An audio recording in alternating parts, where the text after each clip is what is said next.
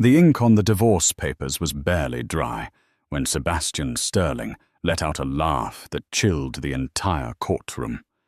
He tossed the pen onto the mahogany table, looking at his wife Amelia with pure contempt. "Finally," he sneered, checking his Rolex. "I'm free of you, and I'm keeping the empire. You get nothing but the clothes on your back, just as the prenup says." He turned to leave, already dialing his mistress, but he didn't see the grey envelope in Judge Miller's hand. He didn't see the pity in his own lawyer's eyes. And he definitely didn't expect the judge to lock the courtroom doors and say, "Sit down, Mr. Sterling. The divorce isn't over. We haven't read your father-in-law's real will yet." The silence in courtroom 4B of the Manhattan Supreme Court was suffocating, broken only by the aggressive scratching of a fountain pen. Sebastian Sterling, the CEO of Sterling Dynamics, and arguably one of the most powerful men in New York real estate, signed his name with a flourish. The S was large and sweeping, a signature that had authorized billion-dollar mergers and the demolition of historic neighborhoods. Today, however, it was authorizing the demolition of his 12-year marriage to Amelia. He sat back in the leather chair, smoothing the lapels of his $3,000 bespoke Italian suit. He didn't look at Amelia. He hadn't looked at her properly in years. To him, she was just a ghost in his penthouse, a woman who wore cardigans that were 2 seasons out of fashion and refused to attend the galas that were essential for his image. She was a relic of a time before he was Sebastian Sterling the mogul. Back then he was just a hungry law student, and she was the shy daughter of Archibald Caldwell, an eccentric old money philanthropist who had taken a liking to Sebastian. "Is that it?" Sebastian asked, his voice booming slightly in the acoustic chamber of the court. "Are we done here?" His lawyer, a shark named Atticus Reed, who charged by the minute, nodded smugly. "The papers are signed, Mr. Sterling. Per the prenuptial agreement of 2012, Mrs. Sterling waives her right to alimony in exchange for a lump sum settlement of $50,000. The properties, the stock portfolio, the Hamptons estate, and the copyright to the Sterling Dynamics brand remain solely in your name." Sebastian smirked. $50,000. It was an insult, a crumb from his table, but it was legal. He had made sure of it. He had bullied her into signing that prenup the night before their wedding, telling her it was just standard procedure for his business. She had signed it with tears in her eyes, trusting him. "Pathetic," Sebastian muttered under his breath, finally glancing at his wife. Amelia sat on the other side of the aisle. She looked small. She was wearing a simple grey dress, her hands folded neatly in her lap. She had no lawyer. She had told the court she would represent herself, a move Sebastian had laughed about for weeks with his mistress Jessica. "She's so stupid, she's going to save me legal fees on her own destruction," he had texted Jessica just 10 minutes ago. "Amelia," Sebastian said, his tone dripping with mock sympathy. "Do you have the bank account details for the transfer? I want to get this 50 grand sent over before I forget. I have a flight to Paris tonight." Amelia didn't look up. She just stared at the wooden grain of the table. "I don't want the money, Sebastian." "Suit yourself," he scoffed, standing up. "More for me. Judge, are we dismissed? I have a reservation at Le Bernardin." Judge Harold Miller, a man with a face carved from granite and eyebrows like bristly caterpillars, had been watching the scene with unreadable eyes. He adjusted his spectacles, looking from the arrogant billionaire to the silent woman. "Sit down, Mr. Sterling," the judge said. His voice wasn't loud, but it carried the weight of absolute authority. Sebastian paused, a frown creasing his perfect forehead. "Excuse me, the papers are signed. The decree absolute is a formality." "I said sit down," Judge Miller repeated harder this time. He placed a hand on a thick, sealed file that had been sitting on his bench untouched for the entire proceedings. Atticus Reed, Sebastian's lawyer, sensed a shift in the air. He stood up. "Your Honor, my client has a tight schedule. Unless there is a procedural error." "There is no procedural error, Mr. Reed," the judge interrupted. "However, there is a matter of the estate of the late Archibald Caldwell, the petitioner's father." Sebastian rolled his eyes, dropping back into his chair with an exaggerated sigh. Archibald. The old man died 6 years ago. His estate was settled. He left everything to Amelia, and since she has no business sense, I kindly absorbed the assets into Sterling Dynamics to manage them for her. It's all accounted for in the prenup. What is this about? Not quite everything, Judge Miller said. He picked up a letter opener. The sound of the blade slicing through the heavy wax seal of the envelope echoed in the silent room.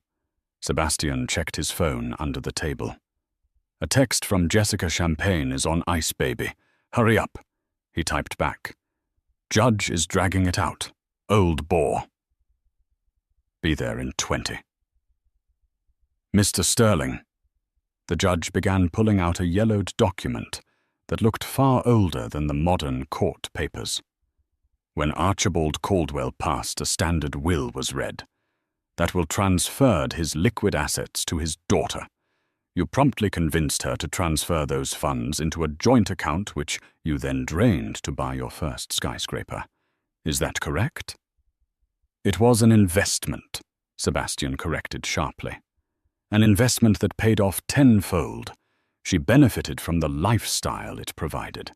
"You mean the lifestyle you enjoyed while she stayed home?" the judge asked pointedly. "She doesn't like to travel," Sebastian snapped. "Look, what is this?" "Some posthumous lecture. This," Judge Miller said, holding up the document, "is a conditional codicil, a hidden will, if you like. Archibald Caldwell was a very sharp man. Mr. Sterling, he knew you. He knew you were ambitious, and he suspected you were morally flexible." Amelia finally looked up. Her eyes were red-rimmed, but there was something else in them. Not fear. It looked like resignation, or perhaps anticipation. "Archibald filed this document with the High Court under a specific clause," the judge continued. "It was to remain sealed and unread until the exact moment a divorce decree was signed between his daughter and yourself. Specifically, if the divorce was initiated by you." Sebastian felt a prickle of irritation. "So the old man wrote a letter from the grave, telling me he hates me."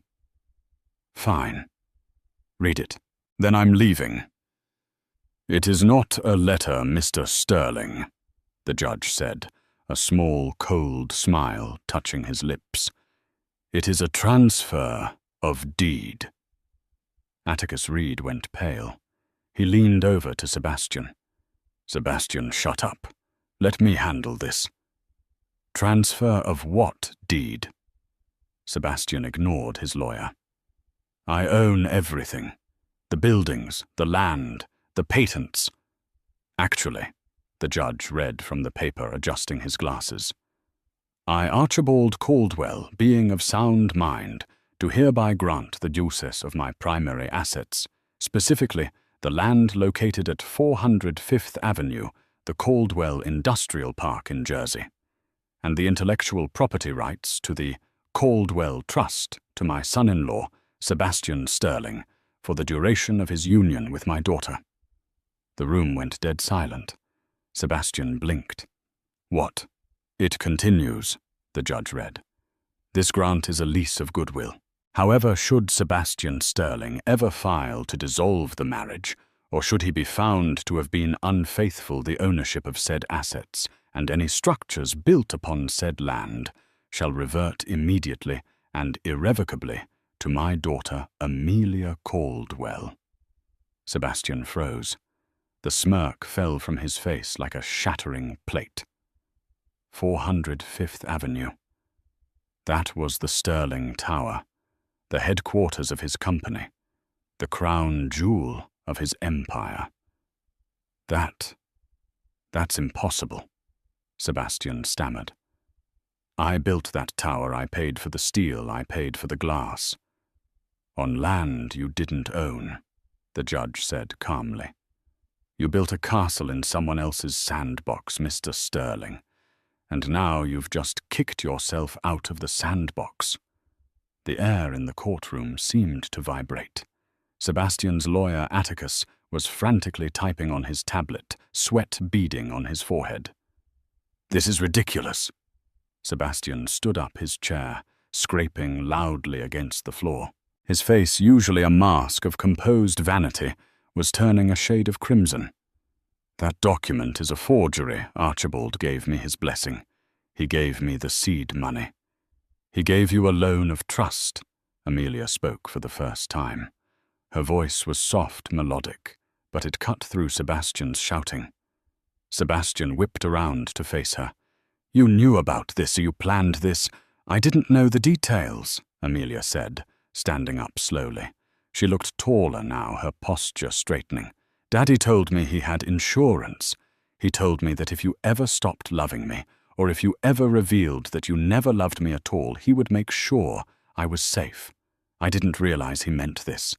It's not legal, Sebastian shouted, turning back to the judge. You can't enforce a secret will from 6 years ago that undermines a prenuptial agreement. Actually, Atticus Reed whispered, his voice trembling. We can, Sebastian. The prenup covers assets you own. If this codicil proves you never owned the land the tower sits on, then the prenup doesn't apply to it. It's not a marital asset. It's hers. Sebastian felt the blood drain from his face. What are you saying? I'm saying, Atticus hissed, that if the land reverts to her, she owns the ground under your headquarters. Under New York law, if you don't have a ground lease, she can evict you, or charge you rent, or claim the improvements, meaning the building itself, as part of the land. Sebastian felt dizzy. He gripped the edge of the table. This is a nightmare. This is a joke. There is more, Judge Miller said, turning the page of the yellowed document. Archibald was thorough. He included a morality clause regarding the management of the Caldwell Trust. I don't care about the trust, Sebastian yelled. I care about my company. The trust owns your company's operating capital, the judge corrected. You see, Mr. Stirling, when you merged your startup with Archibald's accounts, you didn't read the fine print of the merger. You assumed full control. But the merger documents reference the founding charter of the Caldwell estate. The judge looked over his spectacles. Clause 4. If the acting manager, Sebastian Stirling, is found to be cohabitating with a partner outside of wedlock while still legally married, he is deemed unfit to manage the trust. The courtroom doors opened slightly at the back. A court officer stepped in, looking awkward. Your Honor, there is a woman outside making a disturbance. She says she's the fiancée of the plaintiff. Sebastian closed his eyes. Jessica. Let her in, Amelia said clearly. No, Sebastian shouted. Do not let her in. But it was too late. The heavy oak doors swung open, and Jessica stormed in. She was dressed in a white power suit, sunglasses perched on her head, looking every bit the trophy wife-to-be. She held a bottle of champagne in one hand and her phone in the other. Babe, she called out, oblivious to the tension in the room. The reservation is in an hour, and the paparazzi are already outside. Did you sign it? Are we rich? The silence that greeted her was deafening. Jessica stopped halfway down the aisle, her heels clicking to a halt. She looked at the judge, then at the pale, sweating Sebastian, and finally at Amelia. What's going on? Jessica asked, her voice dropping an octave. Perfect timing, miss, Judge Miller looked at a note on his desk. Miss Jessica Vane. That's me, she said defensively. Who are you? I am the man who is reading the document that just bankrupted your boyfriend, Judge Miller said dryly. Jessica looked at Sebastian. What is he talking about, Seb bankrupted? Sebastian sank into his chair, putting his head in his hands. Shut up, Jessica. Just shut up. Miss Vane, the judge continued, enjoying this far too much. Your presence here confirms the violation of Clause 4. By entering the courtroom and declaring your relationship and intent to celebrate, you have provided the final piece of evidence required to activate the reversion of the trust. Amelia walked out from behind her table. She walked slowly toward the center of the room, stopping just a few feet from Sebastian. You told me I was worthless, Amelia said quietly. Last night when you came home to pack your final bag, you told me that I was a bad investment, that you were finally writing off. Sebastian looked up, his eyes filled with hate. You set me up. You played the victim for years. I was the victim, Sebastian, Amelia said, her voice trembling with sudden emotion. I loved you. I worshipped you. When you stopped coming home for dinner, I blamed myself. When you ridiculed my clothes, I tried to change. When you forbade me from coming to the office because I embarrassed you, I stayed home. I didn't know about this will, but my father, he saw what I couldn't. She looked at Jessica. He's all yours, Jessica. But he comes with debt, not assets. Wait a minute, Jessica said, her eyes narrowing. She looked at Sebastian. Is this true? Do you lose the tower? I can fight it, Sebastian snarled, standing up again, regaining some of his bluster. Atticus, we'll appeal. We'll tie this up in court for 20 years. She won't see a dime. Atticus Reed was shaking his head slowly. He was looking at the hidden will which the judge had passed to him. I can't fight this, Sebastian. It's ironclad. It was notarized by Supreme Court Justice Vance. I mean Justice Harrison. 20 years ago. And there's a video affidavit. A video? Sebastian asked. Yes, the judge said. Would you like to see it? Archibald recorded a message to be played in the event this day came. The judge pressed a button on his console. A large screen mounted on the side wall flickered to life. The static cleared to reveal an old man sitting in a high-backed leather chair. He looked frail, but his eyes were sharp, piercingly blue, just like Amelia's. Hello, Sebastian, the recording began. The voice was raspy but strong. Sebastian stared at the screen, the ghost of the man he had betrayed, staring back at him. If you are watching this, the video Archibald said, leaning into the camera, it means you broke my little girl's heart. I hoped you wouldn't. I truly did. I wanted to believe you were the man she thought you were. The old man on the screen sighed. But I'm a businessman, Sebastian, just like you. And in business we always hedge our bets. You thought you were the shark. You thought Amelia was the bait. But you forgot one thing, son. Video Archibald smiled a terrifying, knowing smile.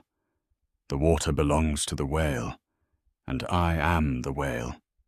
The screen went black. The water belongs to the whale, Amelia whispered, tears streaming down her face. She remembered her father saying that to her when she was a child. It meant that true power wasn't loud. It was deep.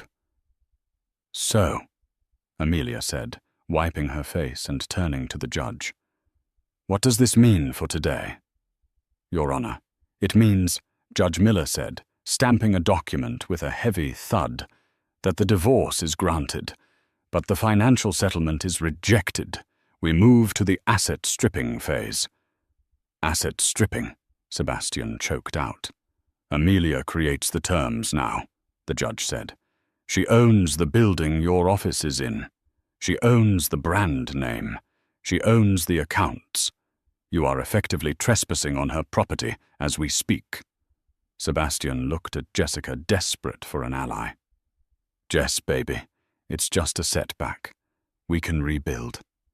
I'm a genius. Remember, I built it once. I can build it again." Jessica looked at Sebastian, then at the frantic lawyer, then at Amelia, who now stood like a queen in the center of the room. She looked down at the cheap engagement ring on her finger, a ring Sebastian had claimed was worth $500,000, but she suddenly doubted everything.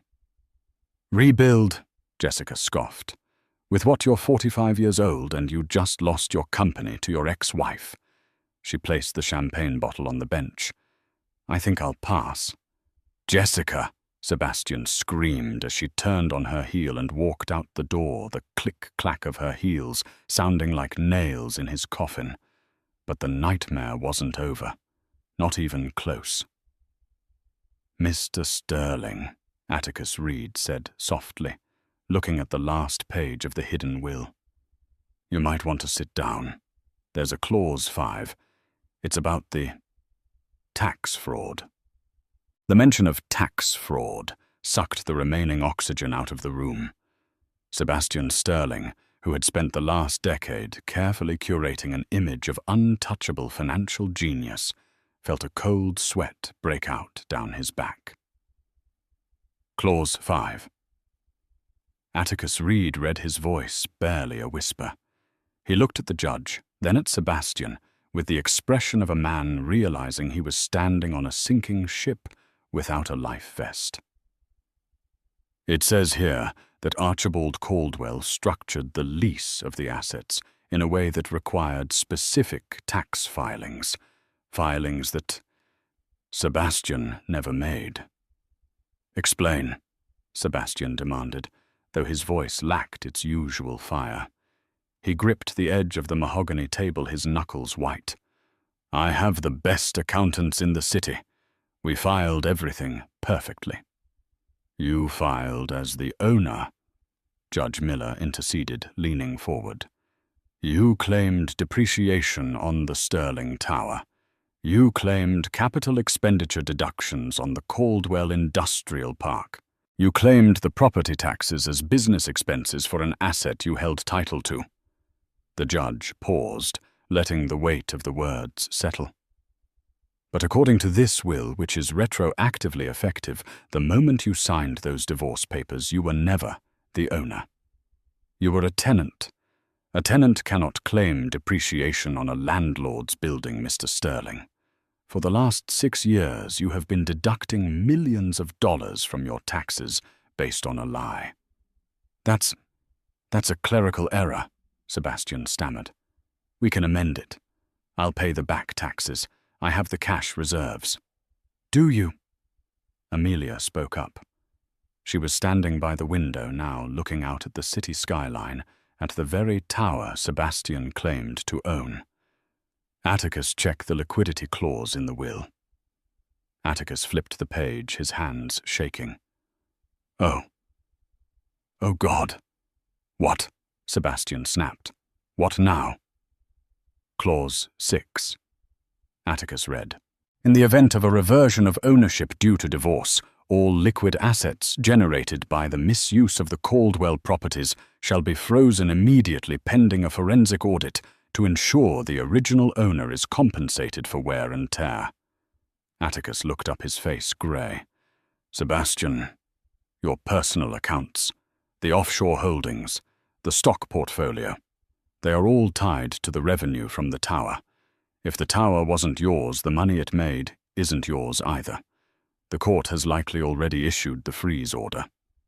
Sebastian pulled out his phone. His fingers fumbled as he opened his banking app. He tapped on his primary checking account. Status frozen. Court order number 4492. He checked his savings. Status frozen. He checked his investment portfolio.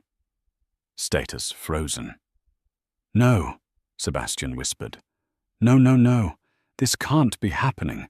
I have a flight tonight. I have to pay the pilot. I have nothing. You have your clothes." Amelia said, turning from the window. Her face was calm, but her eyes held a storm. And your watch. Though technically you bought that watch with the bonus from the 2022 fiscal year, which was entirely derived from rents collected on my building. So really you're wearing stolen property. Sebastian looked at Amelia, and for the first time he didn't see the meek, mousy wife he had ignored for years. He saw Archibald Caldwell's daughter. He saw a predator who had been waiting in the tall grass. He changed tactics. The anger evaporated, replaced by a desperate, oily charm. He walked toward her, hands open, pleading. "Amelia," he said, his voice dropping to that husky register he used to woo investors. "Baby, look at me. This has gone too far. Okay, your dad was a smart guy. He got me. Tush. But do you really want to ruin me? Do you want to see the man you loved go to prison for tax evasion?" He reached out to touch her arm. "We can fix this. Tear up the will. We can tell the judge it was a misunderstanding. We'll stay married. We'll rewrite the prenup. I'll give you half. 50-50. Partners. Just like we used to talk about in law school." Amelia didn't flinch. She didn't pull away. She just looked at his hand on her sleeve as if it were a dead insect. "Partners," she repeated softly. "You never wanted a partner, Sebastian. You wanted a stepping stone. And when you thought you'd climbed high enough, you tried to kick the stone away." She looked up into his eyes. "And regarding prison, I recall you telling me once that taxes are for poor people. I suppose you're about to find out just how true that is." She stepped back, leaving his hand hanging in the air. "Judge Miller, I would like to enforce the eviction notice immediately. I want him out of my building by end of business today." "Granted," Judge Miller said, banging his gavel. "Mr. Sterling, you are to vacate the premises of 400 Fifth Avenue immediately. You are barred from accessing company servers. And given the likelihood of federal charges regarding the tax situation, I am ordering you to surrender your passport to the bailiff before you leave this room."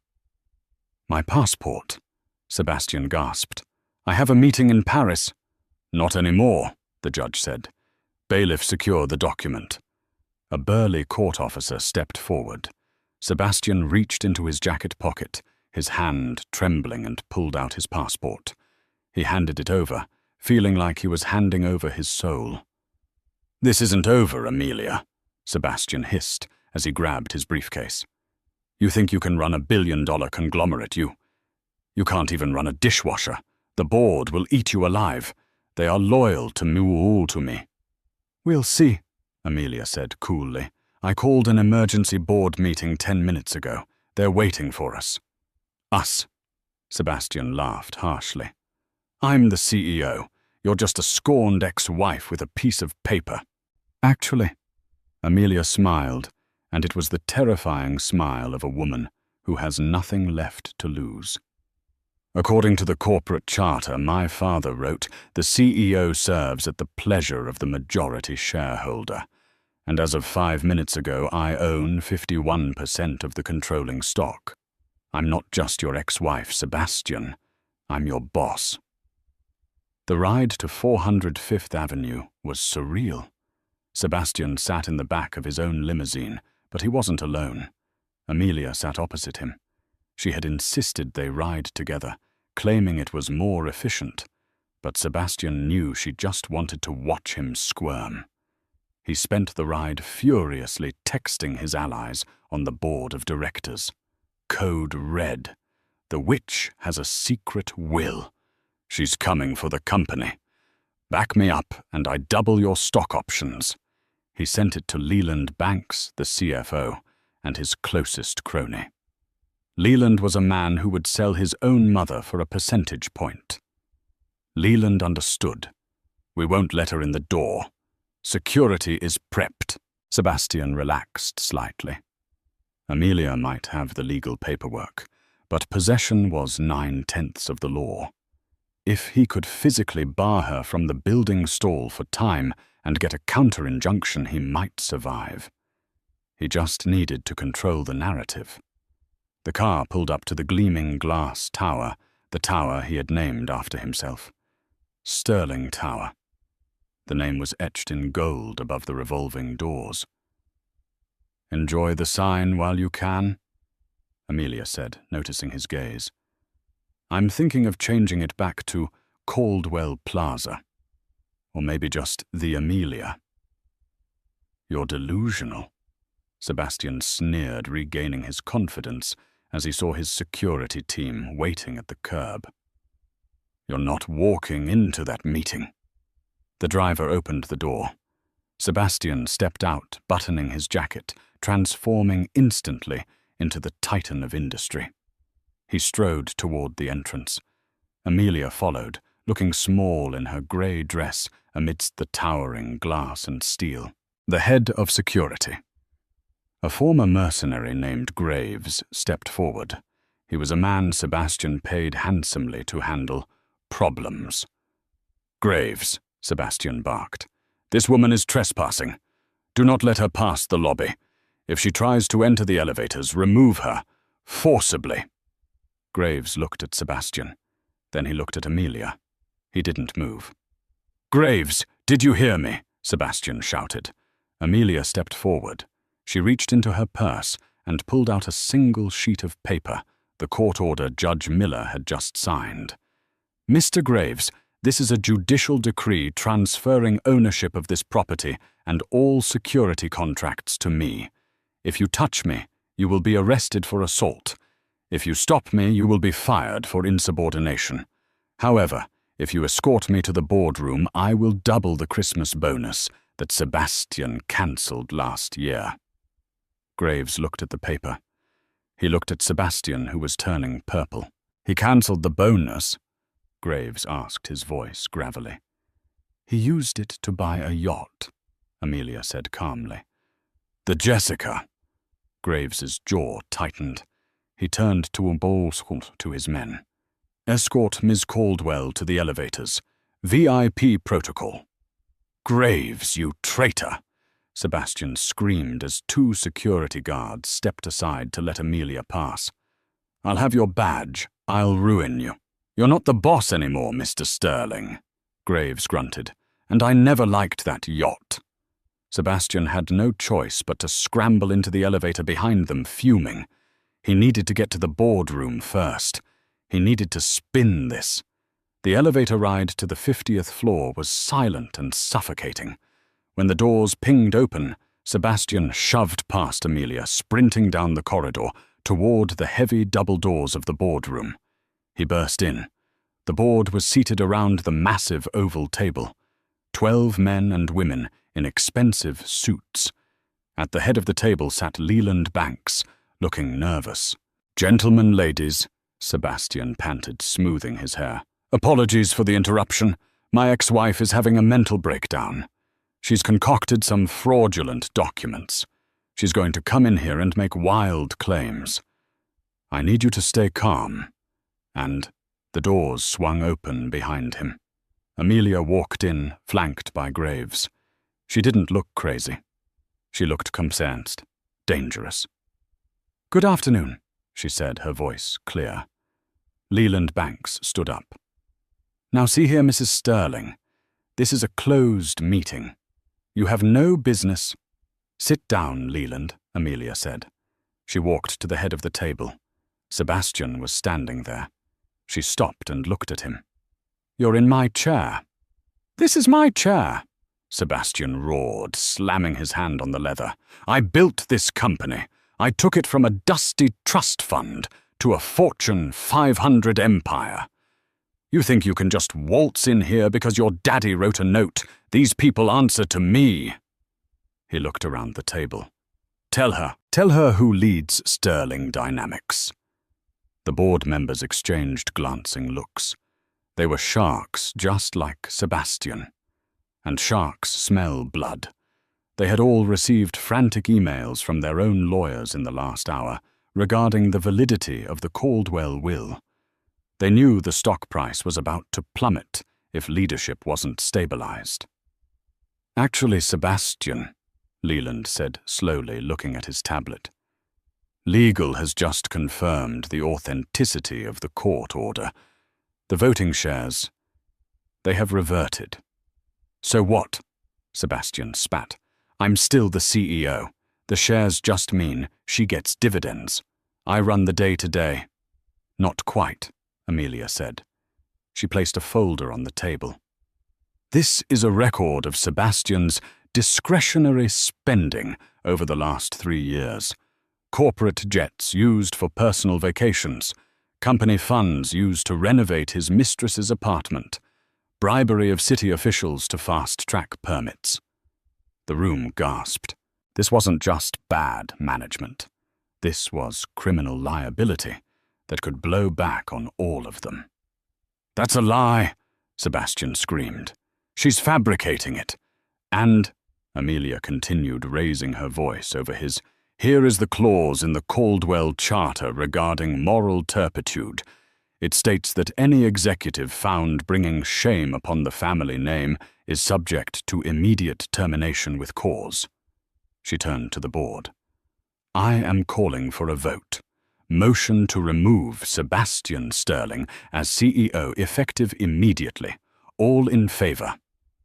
Sebastian looked around the room. "Don't you do it. Don't you dare. I made you all rich." Leland Banks looked at Sebastian. He saw a man who had lost his passport, his assets, and his wife. A man who was a liability. Leland raised his hand. "Aye." One by one, the hands went up. The woman from the tech division, the man from logistics, even the old guy who slept through most meetings. "Aye. Aye. Aye." It was unanimous. Sebastian stood there, breathing heavily, his world collapsing in real time. The silence in the room was absolute. "You're fired, Sebastian," Amelia said. She didn't shout it. She didn't scream it. She said it with the indifference of a CEO dismissing a janitor. "Security, please escort Mr. Sterling from the building. He is not to take any company property. That includes the laptop, the phone, and—" "Graves." "Yes, ma'am," the security chief asked. "His car keys," Amelia said. "The company leases the limousine. He can take the subway." "This is illegal," Sebastian shrieked as Graves grabbed his arm. "I'll sue you all. I'll burn this place to the ground."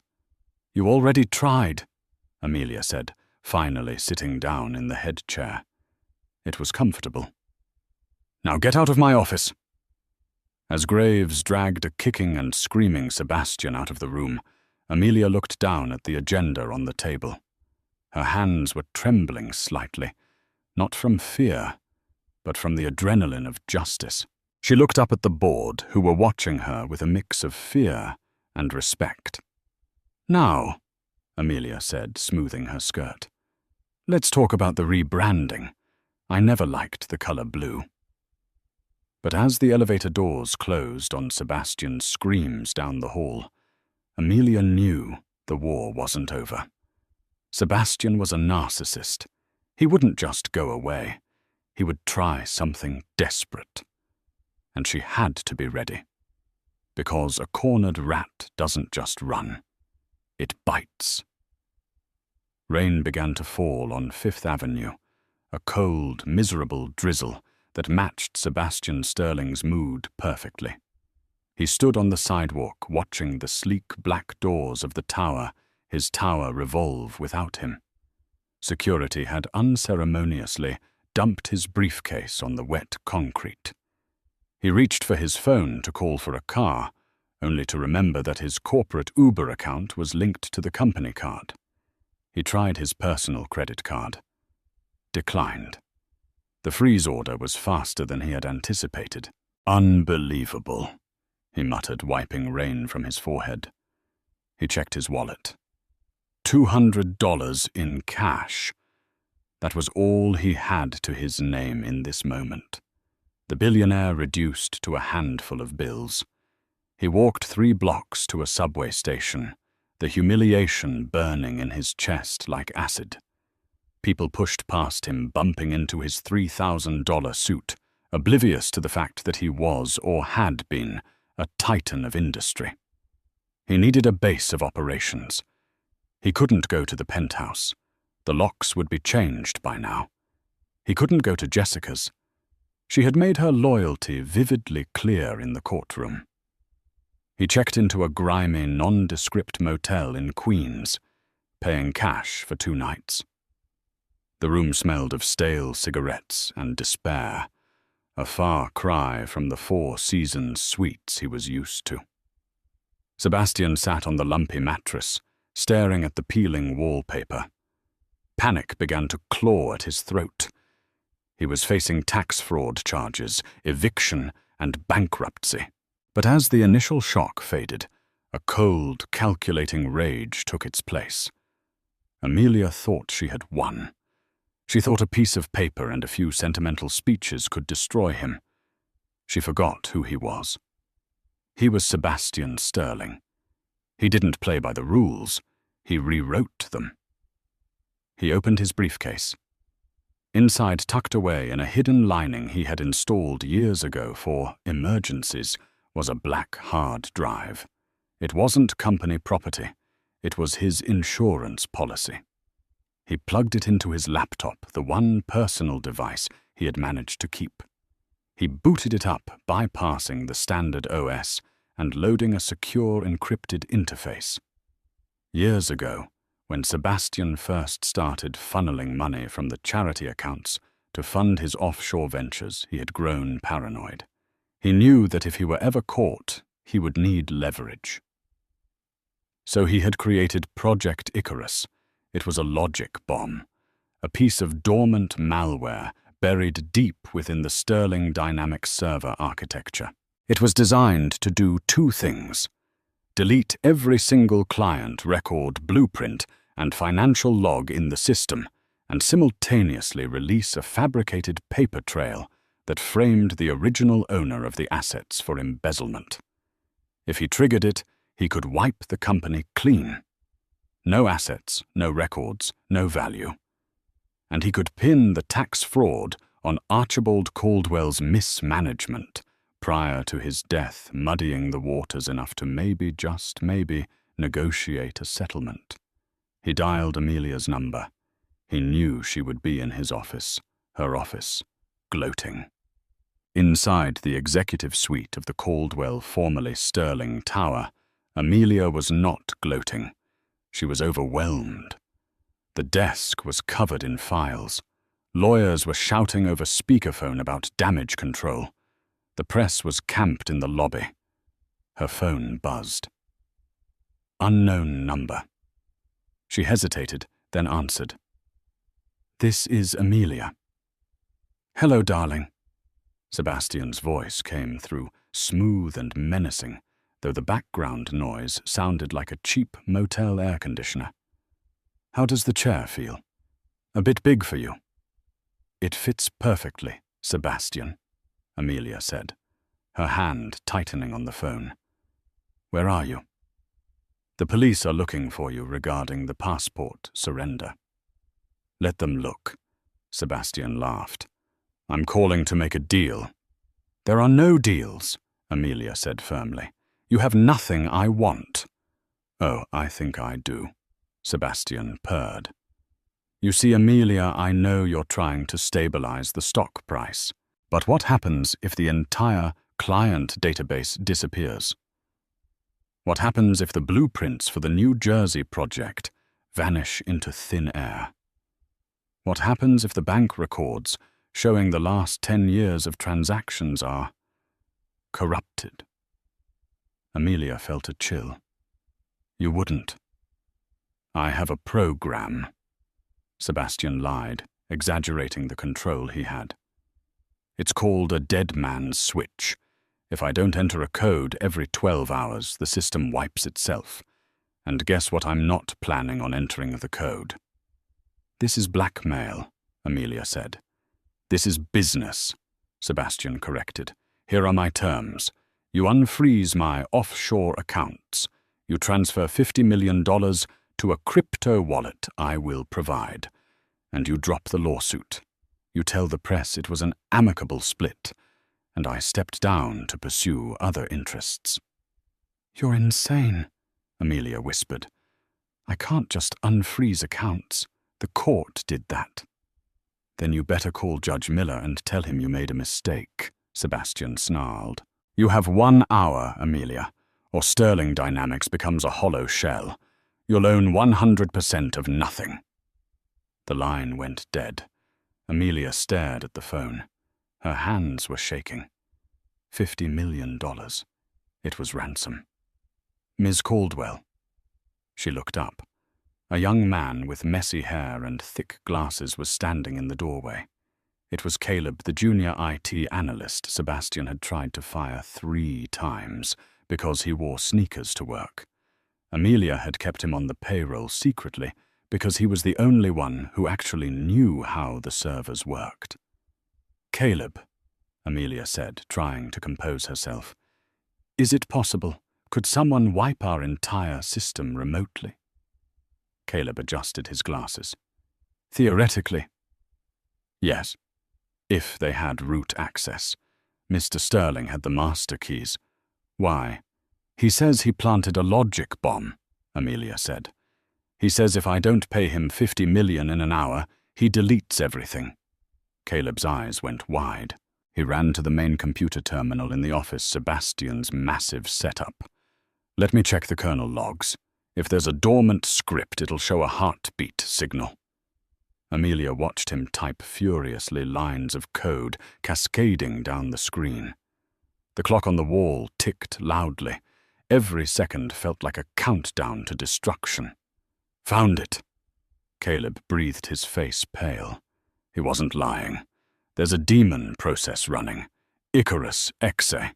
It's scheduled to execute a mass deletion command in..." He checked the timer. 58 minutes. "Can you stop it?" Amelia asked, walking around the desk. I can't kill it directly," Caleb said, sweating. "It's encrypted with a rolling key. If I try to force stop it, it triggers immediately. It's a booby trap." Amelia sank into a chair. She had fought so hard. She had humiliated him in court. She had taken back her father's legacy. And now Sebastian was going to burn it all down from a motel room because he couldn't handle losing. "Think, Amelia," she whispered to herself. "What would Dad do? The water belongs to the whale. Sebastian was the shark. He attacked. He bit. But he was arrogant. He assumed he was the smartest person in the room." "Caleb," Amelia said, looking up, "you said you can't stop it because it's encrypted. But can you redirect it?" "Redirect it?" Caleb asked. "To where?" "Sebastian thinks this program will delete our files," Amelia said, her mind racing. "But the command is essentially move files to trash, right?" "Basically, yes, a secure overwrite," Caleb confirmed. "What if we change the target?" Amelia asked. "What if instead of deleting our files, we trick the program into uploading his hidden files to the public server?" Caleb frowned, thinking. "I can't access his laptop. I don't know where he is." "No," Amelia said. "But this program Icarus, it has to communicate with him, right? To get the don't detonate signal. That means there's a 2-way connection open right now between our server and his location." Caleb nodded slowly, a grin starting to form. "Yes, a handshake protocol. I can trace that." "Don't just trace it," Amelia commanded. Standing up, her voice ringing with authority. "Reverse the flow. He's sending a kill signal, fine. We send a fetch signal. Suck everything off his hard drive before he triggers the bomb." "That's aggressive," Caleb said, typing faster. "It's barely legal." "He's holding my company hostage," Amelia said. "I'm authorizing a counter-strike. Do it." Rain lashed against the window of the cheap motel room in Queens, a stark contrast to the penthouse views Sebastian Sterling was accustomed to. He sat on the edge of the lumpy mattress, his $3,000 suit rumpled and stained. He had lost his passport, his assets, and his company, but he hadn't lost his arrogance. He opened his briefcase and retrieved a black encrypted hard drive. This was his Dead Man's Switch, Project Icarus. It contained a dormant malware program buried deep within the Sterling Dynamics servers. With one command, he could wipe the company's entire database client records, blueprints, bank logs. He would leave Amelia with a hollow shell. He plugged the drive into his laptop and dialed Amelia. "Hello, darling," Sebastian said when she answered, forcing a smooth confidence into his voice. "I assume the board meeting went well." "Where are you, Sebastian?" Amelia's voice was steel. "The police are looking for you." "Let them look," he sneered. "I'm calling to negotiate. I have a program queued up called Icarus. If you don't transfer $50 million to a crypto wallet I provide within 30 minutes, I will delete the entire digital history of the company. You'll be the queen of nothing." There was a silence on the line. Then Amelia spoke. "You're bluffing." "Try me," Sebastian said, his finger hovering over the enter key. "You have 30 minutes. Back at the tower, Amelia dropped the phone and looked at Caleb, the junior IT analyst she had trusted with the investigation. "He's going to wipe the servers. Can we stop it?" Caleb was typing furiously on the main terminal. "I see the demon process. It's a logic bomb.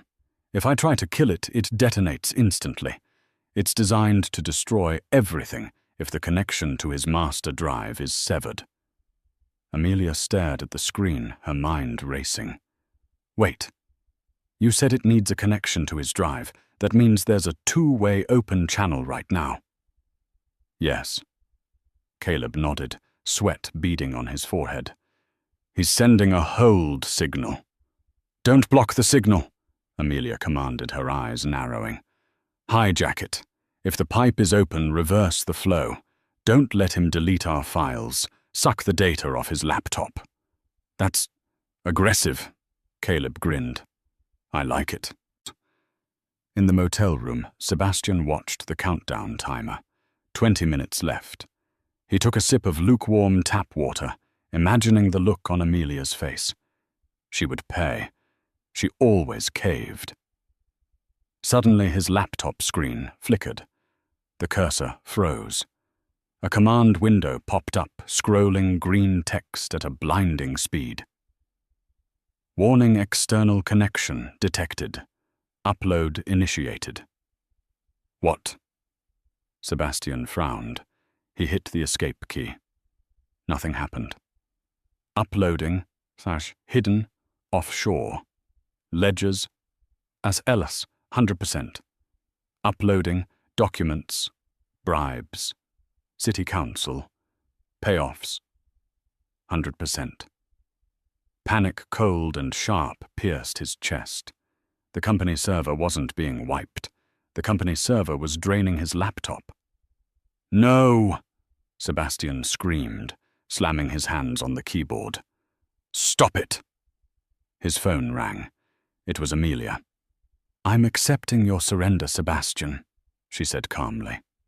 "My team is currently mirroring your entire hard drive to the cloud, and I've CC'd the district attorney." "You witch!" Sebastian shrieked. He grabbed the laptop and threw it against the wall. It shattered, sparks flying. But the screen on the wall had already flashed, "Upload complete." He had to run. They had everything. The proof of the tax fraud, the bribes, the embezzlement. He grabbed his coat and sprinted out into the rain. 30 minutes later, Sebastian scrambled over a perimeter fence at the general aviation terminal of JFK Airport. He saw a Cessna taxiing on the runway, a pilot he had bribed years ago. "Wait!" Sebastian yelled. waving his arms as he ran across the wet tarmac. "Rick! Wait!" He was 50 yards away when a blinding white spotlight hit him from above. He froze, looking up at the drone hovering silently in the night sky. Behind him, sirens wailed. A black SUV tore through the security gate, flanked by 2 police cruisers. The SUV drifted to a halt, blocking his path. Amelia stepped out. She wasn't holding a weapon. She was holding her phone, live streaming.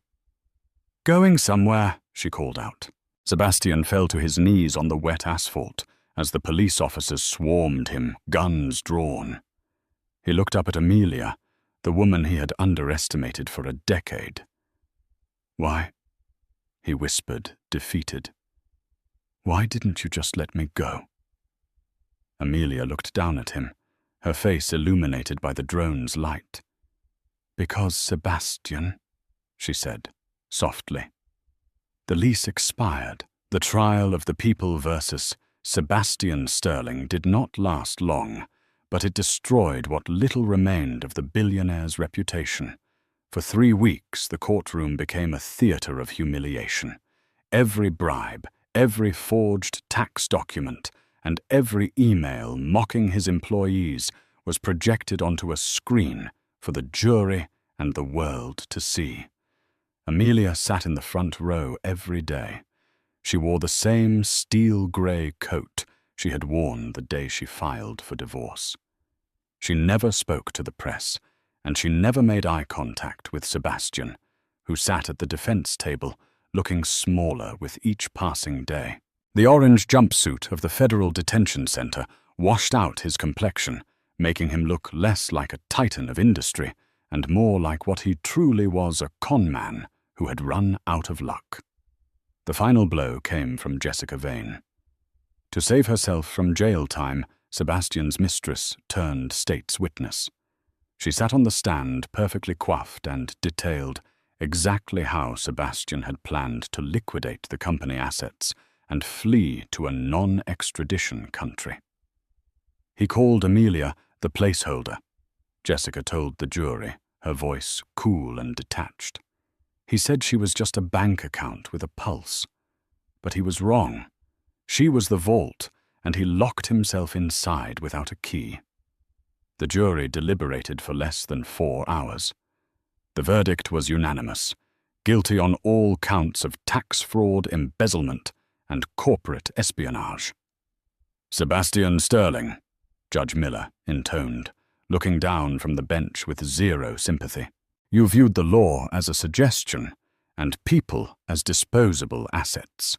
The court sentences you to 25 years in a federal penitentiary." As the gavel banged down, a sound like a gunshot in the silent room, Sebastian turned to the gallery. He looked wild, desperate. He scanned the faces of his former partners who refused to meet his gaze. Finally, his eyes locked on Amelia. He opened his mouth, perhaps to scream, perhaps to beg. Amelia simply checked her watch, stood up, and walked out of the heavy oak doors. She didn't look back. He had become irrelevant. 6 months later, a crisp autumn wind blew through Manhattan. A crowd had gathered on the sidewalk outside 400 Fifth Avenue, necks craned upward. Among them were Caleb, now the chief technology officer, and Atticus Reed, the company's general counsel. "You ready for this, Ms. Caldwell?" Caleb asked, grinning. "I've been ready for a long time," Amelia replied.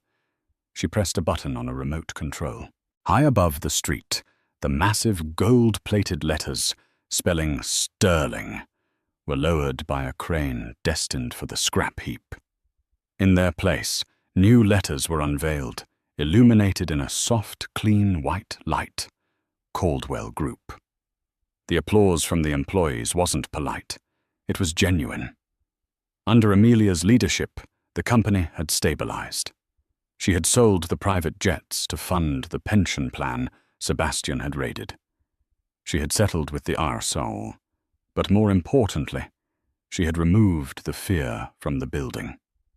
Amelia took the elevator to the 50th floor. The executive suite had been gutted.